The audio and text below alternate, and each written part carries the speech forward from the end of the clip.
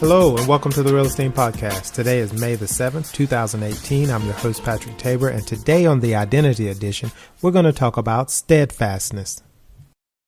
If you'd like to listen to any of our previous podcasts or get more information about our book, please visit us at enith.com, EYNIITH.com. What is it called when a person has this ability to keep pushing themselves to accomplish a goal or to raise a child or to meet a need or to just complete a project that they've been working on for a long time and you wonder why they haven't quit? Well, in the Bible, that is called steadfastness, which means firmly fixed in place, immovable, not subject to change, firm in belief, determination, or adherence, loyal. And I love the term because it's something you have to have and maintain if you're going to have faith, because you're not going to always see the results that you may have expected. You may have an idea of how something should go, a situation, circumstance, or how a person should react. And you know what? You find out really quickly in life that things do not always pan out exactly how you thought they would.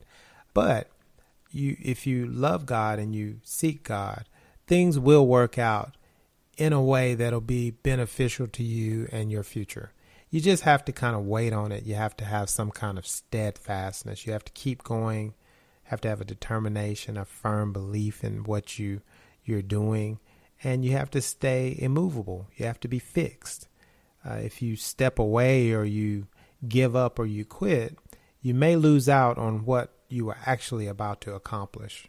So in James 1:2-4 through 4, it says, "Count it all joy, my brothers, when you meet trials of various kinds, for you know that the testing of your faith produces steadfastness, and let steadfastness have its full effect, that you may be perfect and complete, lacking in nothing."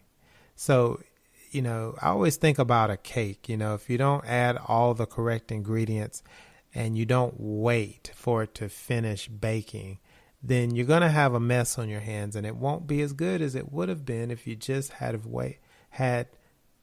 waited on the timing that it required to bake that cake. So in that instance, yes, you have to have all the ingredients, but there is a patience that comes with completing the desired result. So you have to kind of think about it. Even in life, there are things that you have to wait on.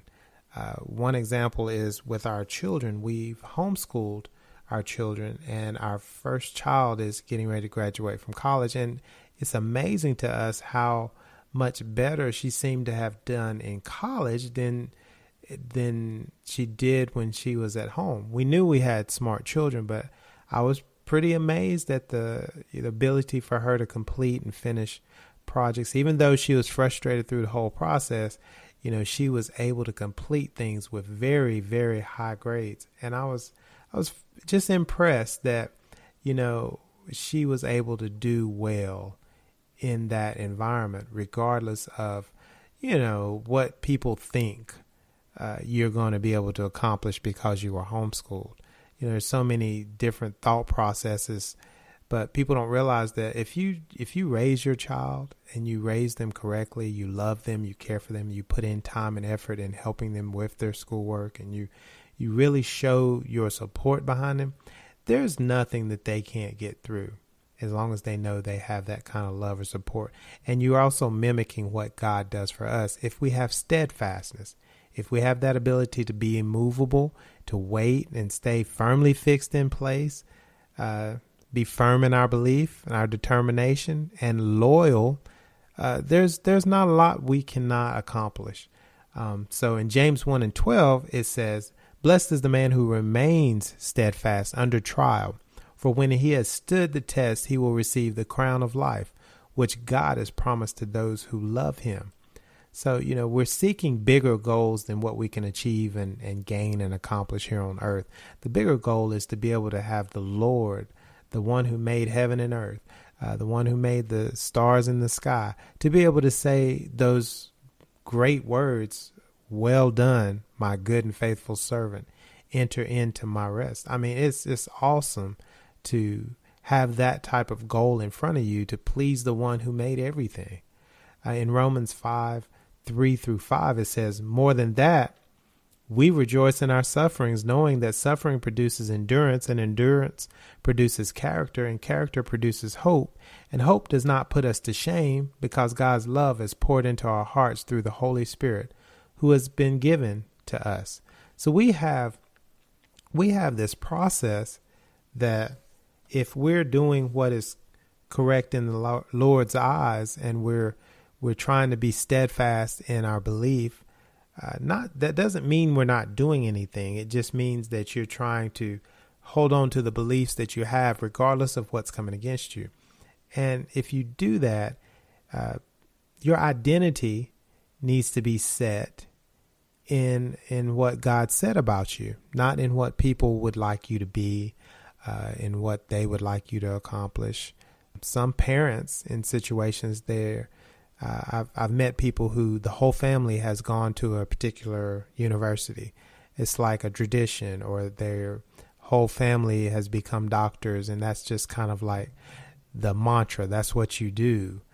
But yet, what if that child is different and has different aspirations and doesn't want to be a doctor, or doesn't want to go to that particular university, or that university doesn't really offer a program for something they want to do? Do you ostracize that child? Does that child not meet the family tradition? And is that child bad in some form because they didn't follow in the footsteps of everyone else in the family who were really followers? Maybe that child is really a leader, if you really think about it. But anyway, I'm saying all that to say that your identity has to be set.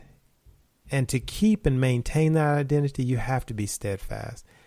People will tell you a lot of things about yourself, but you have to listen to God to determine what they've said, if anything they've said is true, whether it be good or bad. Some people are going to tell you great things. Some people are going to want you to do all of these other things that are outside of what you may need to do. Not only your ability, but your call. I always tell people, I hate being a jack of all trades, being able to do a lot of different things. It's kind of like it can be a blessing for some, but not always for the individual who is the jack of all trades. So sometimes I have to kind of not tell everybody what I can do, because when you do that, sometimes there's an expectation that you should do.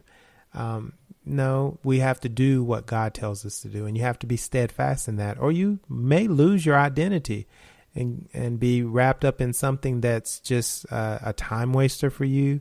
It's detracting from what you really have a joy and desire in doing that God has required of you. It can make you miss God, because, if God didn't tell you to do it, but these great people told you to do it.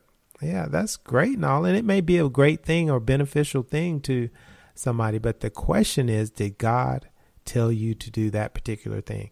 And you have to be steadfast in knowing what God said to you, because you're always going to use that as a foundation and a comparison to what other people are saying. If what they say lines up with that, then cool. You can do it. It's really a great thing, and you'll only benefit from it. It won't bring any sorrow.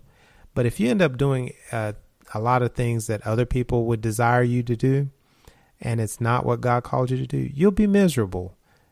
You'll be happy for a moment because you're making that individual or those individuals happy, but they won't be happy forever. And you'll be miserable because you won't be doing the things that God required of you. So if you want to learn how to be steadfast, remember these scriptures and just spend time with God. Let him tell you and direct you. And once you get that clarity from him, everything else is a piece of cake, because you can compare what they've said to what he said and always choose what he said. I hope you got something out of this today. Be blessed. Grace and peace.